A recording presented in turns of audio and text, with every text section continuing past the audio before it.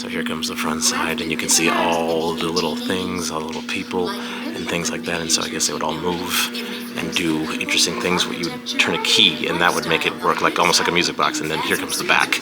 Welcome to Hello, I am Clutch, where today I am in Tucson to go to the Mini Time Machine Museum of Miniatures. Now, I've never been to this place before, but I love miniatures of all kinds. I love model trains. I love little cityscapes. And this place, I'm not sure exactly what we're going to be seeing, but I believe there's just little scenes, little kind of different exhibits involved with seeing a lot of miniatures. And so I've been excited to go to this place ever since I found out about it a few years ago. Been to Tucson, never been here. So come along with me as we discover what's gonna take us back in time to see. That's a terrible sentence, Clutch. Words are hard, let's go inside. So this is dedicated to the founding executive director, Nina Deldrup, whose attention to small detail reminds us that we learn about the big world by observing little things. I love that sentiment, that's great. This facade is great. This is the entrance. It's got a bigger than normal door with an actual little door at the bottom, and then even a smaller door to the left there. And just this entrance is just gives you a fun idea of what we're gonna experience. So let's go inside.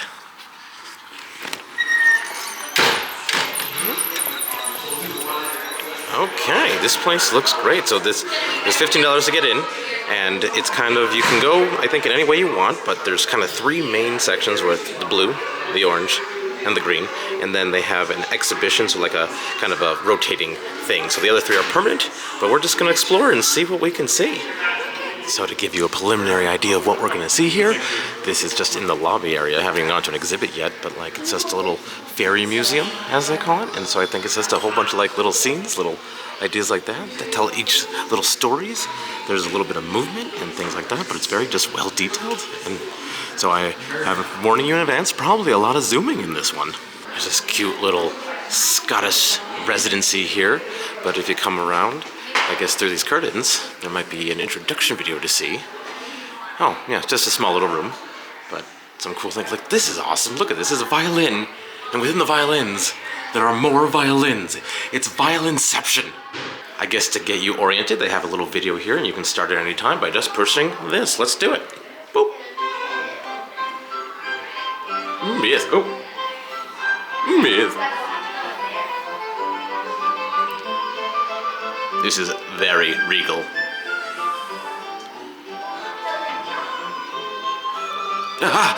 Oh, okay. Sorry.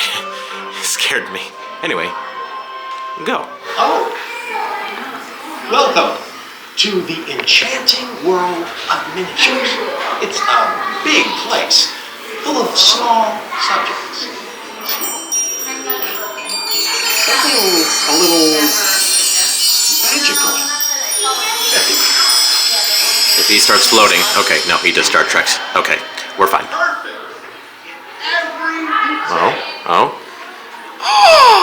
Except one. That is wonderful. Oh my gosh. Much. Not sure how well this is coming on the screen, but doing a whole Pepper's Ghost thing. See, this is the sort of thing that sets a miniature apart from a simple dollhouse or a model. Well, that was just an amazing introduction to this with the Pepper's Ghost effect. That was adorable. Anyway, to sum up, the idea is that the reason they call it Mini Time Machine is because all the miniatures are from different like times or eras, so you get to travel to those different time periods, and I love that. And then also, basically, the idea is that this place is just a love of miniatures, and so we're gonna go look at all that. Ooh, I'm catching it as it's closing, but the door of the Scottish place opens and closes. That's I love that there's motion and kinetic energy here. So the actual start is in this really cool foyer with like these lights on the ceiling, and this is awesome. And so you're able to just like go whichever way you want. You can go that way, but I'm gonna start by going to the left. And I think this is the Enchanted Realm of miniatures. And yes, this is mostly for children, but I'm an adult children, and I love this already. Like, look at this. This reminds me of the Ewoks. Oh, well, that's not, no wonder. Oh wait, let's go on the other side. There is a lot, yeah, that's why it's the Ewoks. It's because It is actually Ewoks. So I think they're wrapping up an event of sorts, so I'm actually going to skip that for now, the Enchanted Forest. We're gonna go down the hallway that's next to it where it's got some miniatures, and this way I don't wanna encroach on their good time. So we got a lot of fun things in the walls here, a lot of different displays, like an Egyptian display down here. Time of the Pharaohs it's called. That's great. I just love these little like scenes. Oh, Gone with the Wind. No, not that. This is Gone with the Wind. That makes a lot more sense. So this other section is just a whole bunch of contemporary miniatures. So very just, I guess, different styles of contemporary time. So got this really cool billiard room with like a lot of cool details. Like look at that back there. That's fantastic. Like I would love to own this house. Look at this thing. It's like a hunting room of sorts. I don't know. This is like I feel like I've seen places like this in real life when I've gone to like antique houses, like vintage houses or like Victorian era houses. It's really cool to see this in miniature form. A lot of attention to detail. I am already saying this is one of those places where there's no way I can show you everything. This happens when I go to places with miniatures, like the Colorado Railroad Museum, which is a fun video you can watch right around meow. Or if you watch one of my other things where I went to a place called Magic Town, that was a whole bunch of city stuff, and you can watch that one right about meow. But it's so hard to show you everything, but I'll show you just what I see and point out what's kind of interesting. Everything's so busy and well made. I like these ones. These have kind of a wooden kind of factory mining town kind of vibe, and I just think these are kind of cool. Like these are all individual things here. Like this is an airplane cafe. It's a cafe made into an airplane. This is, if this place existed for real, Clutch would be going there. You can bet your bottom dollar on that one. I really enjoy that. In addition to all the big things they have all these things kind of inlaid into the walls. Like if I had a home where I could do this, I would love to make scenes like this and just. I don't know, I don't think I could work well with miniatures, but I think these are just fantastic. This one's called A Gentleman's Space. Yes, gentlemen, yes. Moose. And over here we have the Green Bedroom. It's kind of looking yellow on the camera. This one's awesome. This is called The Essence of Island Books, etc. Whole lot of little books, whole lot of miniatures. Like, and if you zoom in, like you can even see like on the actual books themselves, like they are very intricately done. They are like real covers. The detail here is just unbelievable. Like they even got a little computer in the back there. Look at that thing. And like they got like the kids corner over here. And this is just wonderful. And oh, look at that. It's a rhinoceros. That's my favorite animal.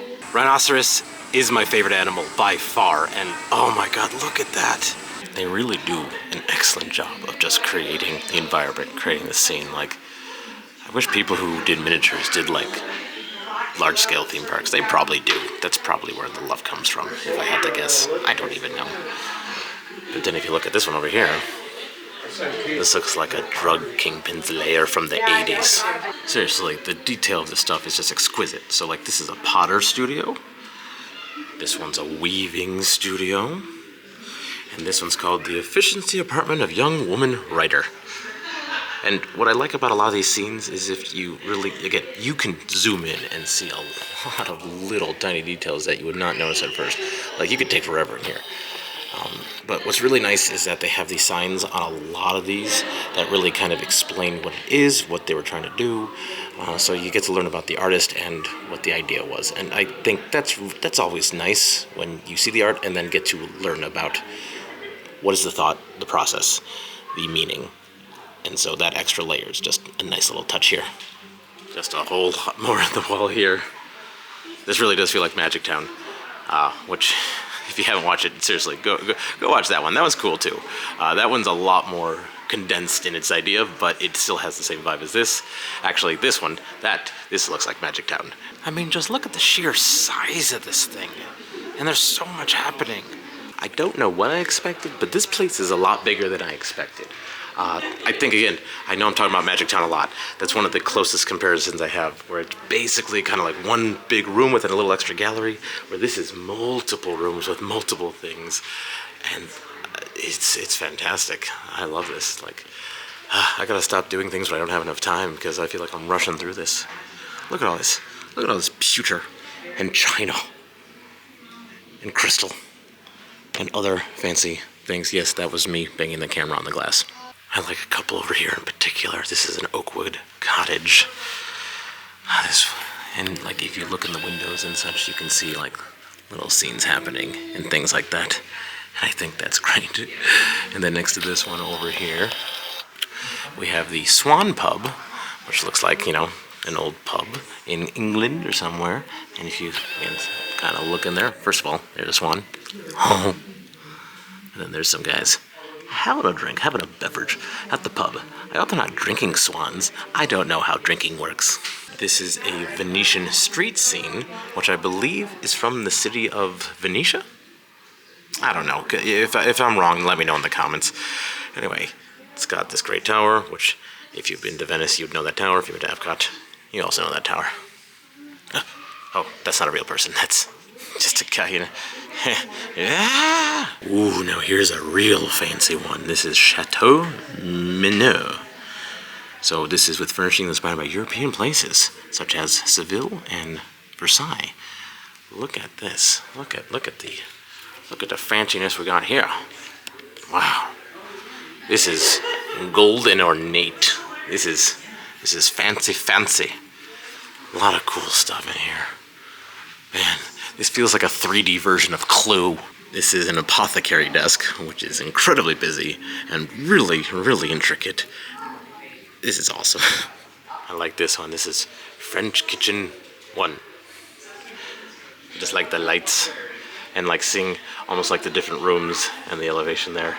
But then over here, this one's just called, apparently, French Kitchen. Aha, you thought it was French Kitchen 2. I thought it was going to be French Kitchen 2. Nope, this is just French Kitchen. It's very confusing. Getting to some more modern times, we got Pharaoh's Department Store. This is fantastic. It's 4 stories. So we got story number 1. And then story number 2. Look at that. This is great. Story number 3. And then story number 4. Now, I have been told that there used to be a 5th story, but that's a different story. So over here they have kind of just some different country inspired kind of things. So like this is an English bungalow right here. And then over here, this one is more of a Danish style of home, which is kind of nice. And moving along, then you have more German inspired. And one that I really like is the German Christmas market. So that one's cute. I think that's great. But then even next to that, they have then a Christmas room from St. Louis in the United States. Apparently the devil's in the details. I think I'm gonna have to avoid the details. It just keeps going. There's so much here. And they're really well laid out, making it easy to look at everything. And this room is awesome. It just wraps around. A lot of kind of more like dollhouses here, but a lot of interesting scenes. Again, I could not stop and show you all of them. This would be a 5-hour-long movie. Okay, now this one really speaks to Clutch's heart. This involves automata. Basically, like, you know, moving pieces and things. So this is amazing. I wish it was moving, but I don't think it's working. But this is an automated house. Basically, it might have been a big toy or some other display where you would basically like crank something, and then like you can kind of see like there's tracks on some of this, and like there's definitely wheels that would move, and the idea is that when you would turn that crank, all this would be in motion and it would be moving like that. And I just think, you know, as someone who loves audio animatronics and theme parks, like this is like almost like the early version of that in a way, and this is a really cool thing. Like I would love something like this. This is also really big. Usually these things are like small, like a piggy bank size, but this is fantastic. And now we're in a nifty little nautical room, so miniatures don't have to be just houses and things. Very often, boats, big boats. Oh, I like this. They have a little mirror back here so you can see the back of it there.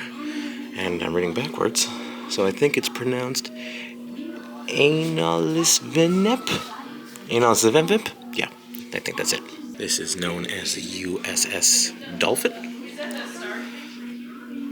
That dolphin looks like a boat. Got another automated type of thing here. So this was a 3-story wooden house or hotel that was from like Switzerland in the 1800s. And there's a whole bunch of mechanical figures. You can kind of see it spinning. So I don't want to reveal it too soon. So this is cool. So they show you the front side and how it looks. And here you go.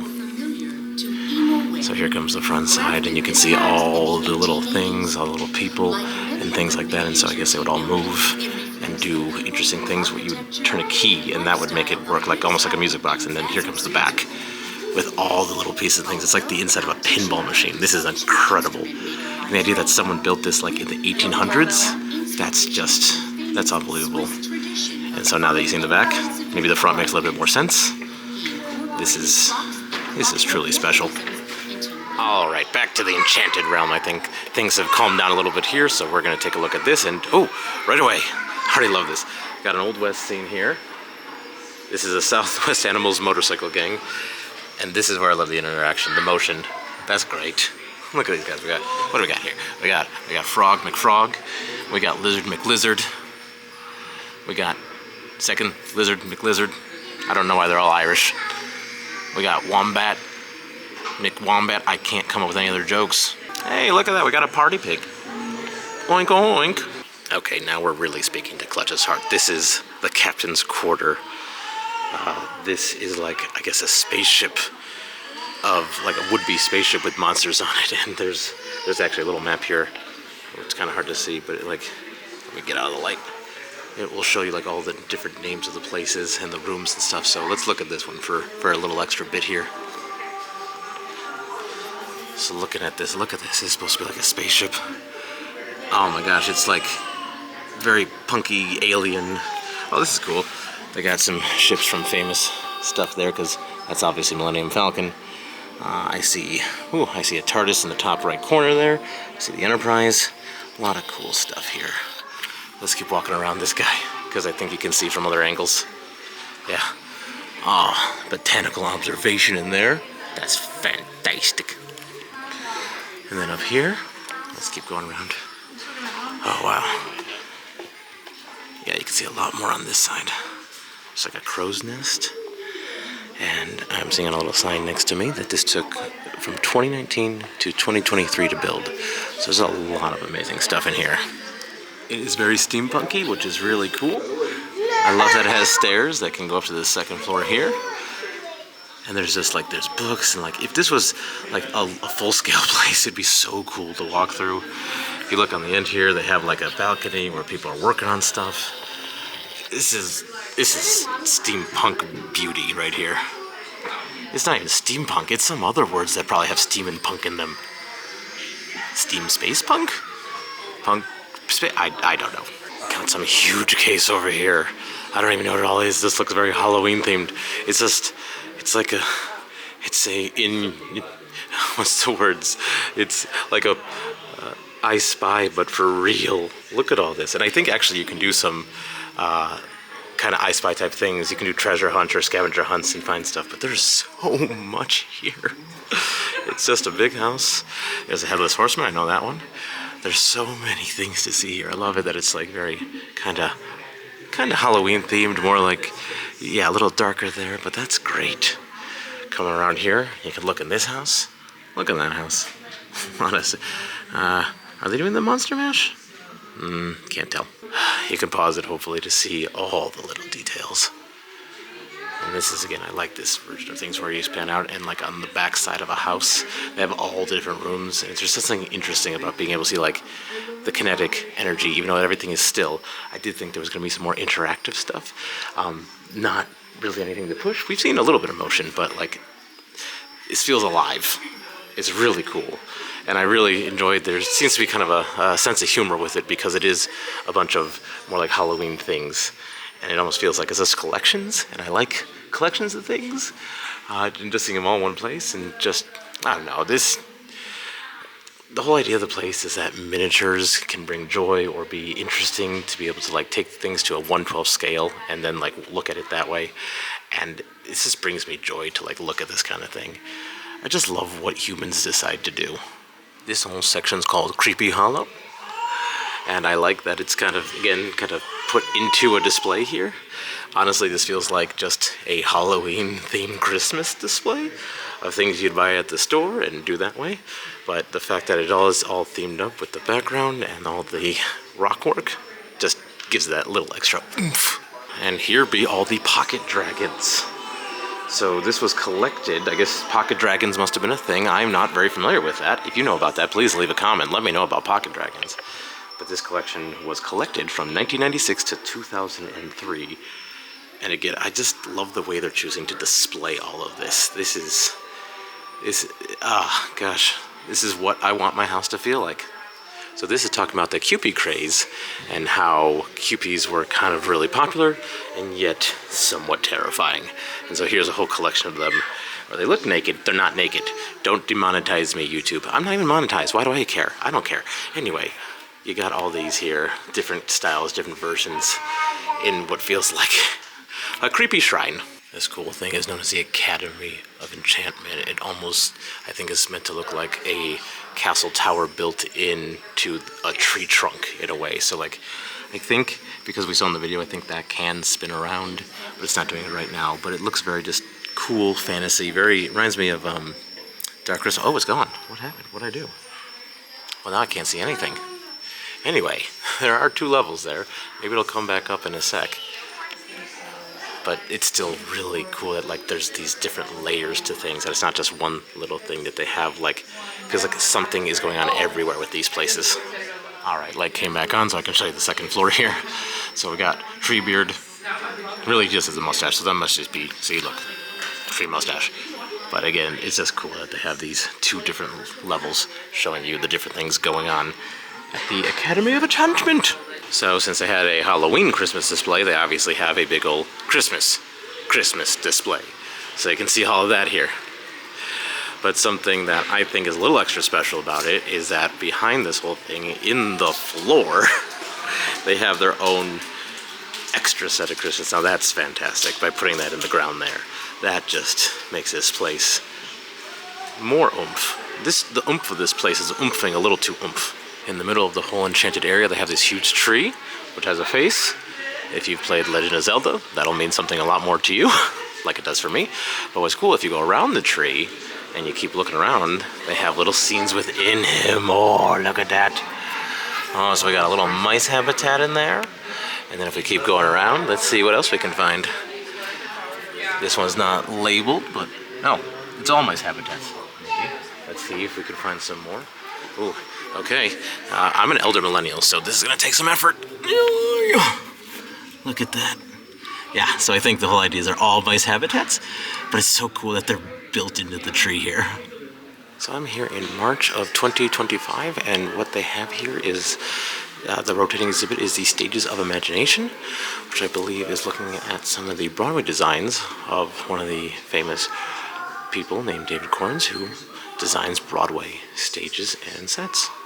So here's a list of all the shows I guess he has worked on, and obviously I feel like people know Hamilton. We also have Here Lies Love, Tommy, Dear Evan Hansen, and Beetlejuice the Musical. So let's see what we can find in here. I just noticed on the floor here they have like numbers to help you like see and go in a certain way and move around, and it really like helps you go in the order that they want you to go in. So that's kind of nice. I like that kind of thing. But anyway, here we have some of the first thing, like here's a piece of, I guess, the wall from Beetlejuice. That's a play I haven't seen and I really wanted to, but never had the chance. This is very cool. It is showing like the whole process of how he does it, or what he does with like his sketches going in the book, and then trying to actually like scale it out and everything, and then coming over here. And this is actually a thing I did when I was in high school. Make models of the set you're trying to do, so to give it actual scale and idea, which again explains why we're talking about miniatures here. This is a very interesting exhibit. This is fascinating. Here's a whole like kind of mat board scale of the Hamilton set. So if you know Hamilton, this should look pretty familiar, just without all the colors and lights. All right, here's the star of the show, Hamilton, in its color glory. So basically like what we just saw a minute ago, but just in color, people at it for scale, much more details and depth and kind of texture. And then apparently this is the Hamilton off-Broadway finished model that has some more cool stuff, just showing you what it looks like. So if, again, I like that you can see in the bottom of the stage how it has the pieces so it can rotate throughout the show. I think that's a cool little thing there, that like really all the details are accounted for. And then over here, we have the Beetlejuice sets. Again, kind of just at a scale to see the house. So I guess a half an inch equals about 1 foot here. And so we have some of the different scenes from that play. I'm getting a little bit spoiled myself here. And you can actually see like the actual kind of the kind of rendering here, but then it in 3D. Ooh. And then one more, just to show you, this is the Maitland house. This is fantastic. This is very, very cool. So I'm thinking that Beetlejuice and Hamilton are really the stars for this guy. So they do have some more from his other works, but not as much stuff. But here's Dear Evan Hansen. They got some pictures and things and a little model down there. And then the Who's Tommy. Again, more pictures. Still show you what it looks like there. And then last but not least, I have Here Lies Love. And there's a little look into the theater there. Ooh. That's a long hallway. And of course, one of the most quintessential Beetlejuice props, the handbook for the recently deceased. Well, I'm definitely going to have to come back because the exhibit coming in the fall of 2025 is about Ray Harryhausen, like the grandfather of stop motion animation. I would love to see that. That is cool. And something I'm never going to get tired of saying is that we now exit into the gift shop. So what shouldn't be a surprise is that you can buy a whole bunch of miniatures. You can buy 1/24 scale things, 1/18 scale things. You can buy instruments. You can buy things like that. You can buy books and things like that. Like this is great that you can do all this. This is cool. You can buy a mini tilt-a-whirl. That's great. I love that. They got some good luck minis here, and I just like that they say that these are for good luck. I love that. And if you really are tired of minis, at least we got giant pencils. How cool was that? I'll tell you how cool was that. That was very cool. That was incredibly cool. Everything was cool. Oh my gosh, that place was so cute. And it was fun. And like honestly, you could spend, like a lot of places I say, a lot of time in there. I will say there was not as much interactiveness as I thought. That's on me. Bad research on Clutch. But I still like that it still felt alive, and there was quite a variety of stuff. Really felt like a mini time machine. I see what they did there. Anyway, if you enjoyed this kind of adventure, I love looking at miniatures. I have a couple of actually really good miniature-based adventures here, where I got Magic Town. That is something in Colorado Springs I love. And also just kind of more traditional model railroads. Right there. That's a good one too. But I can't wait to see you in the next one. Thank you for coming along with me. Goodbye. I am still Clutch.